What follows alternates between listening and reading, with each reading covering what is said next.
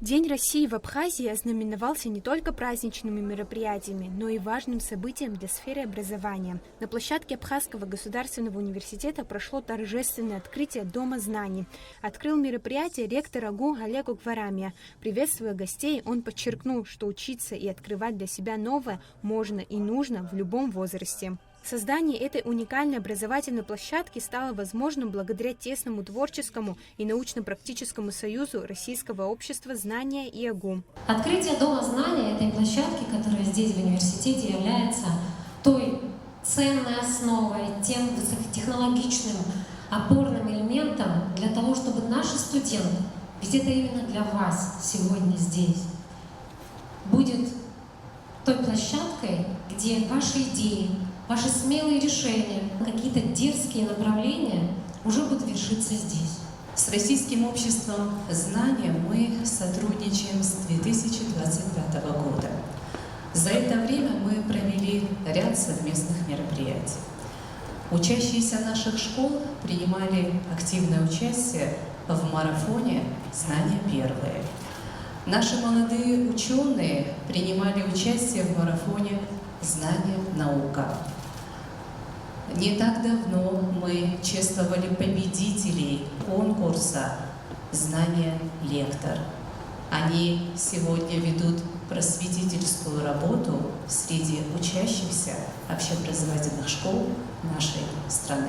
Важным этапом встречи стало подписание официального соглашения между Министерством культуры Республики и Российским обществом знания. Участники церемонии подчеркнули, что документ не останется на бумаге.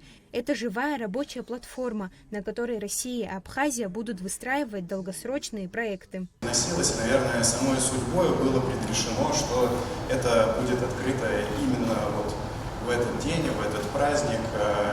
Это можно ознаменовать еще дополнительно, когда две страны делают еще один совместный шаг навстречу друг другу, стирая границы молодежного пространства, образовательного пространства, культурного пространства, пространства знаний.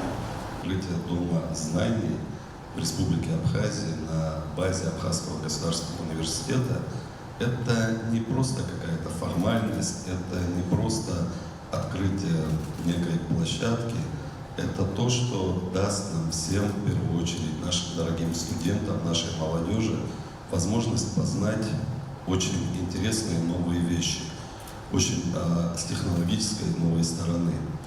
Особым гостем и первым официальным лектором Дома знаний стал известный российский актер Егор Бероев. Прямо во время встречи артиста ждал приятный сюрприз. Представители дирекции Всемирного фестиваля молодежи официально пригласили его на масштабный форум в Екатеринбурге. Встреча прошла в формате живого диалога. Вопросы активно задавали представители организации «Молодая Абхазия», которых интересовали секреты актерского мастерства. Впрочем, дискуссия увлекла и старшее поколение.